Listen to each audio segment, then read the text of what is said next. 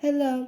Today I will explain step by step how to activate your One4All gift card and how can use it. If you want to see more great videos like this, don't forget to subscribe to our channel and like our video. Let's get started. Activating a One4All gift card is a very simple process. First, decide whether your card is physical or digital. If you are using a physical card, your card may have been activated when you received it. However, sometimes for security reasons, you may need to activate your card manually. To activate, open a browser and go to oneforall.com/activate page. When the page opens, you will be asked to enter the 16-digit card number on the back of your card and other information. After entering the correct information, click the Continue button.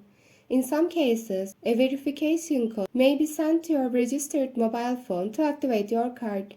You can complete the process by entering this code in the relevant field. Once your card is successfully activated, it will be ready to use. Now, let's talk about how to use a One4All gift card. This card is valid in wide range of stores and online shopping sites. To use it in physical stores, present your card to the cashier and complete the payment process. If your card is digital, all you have to do is show the QR code or card information.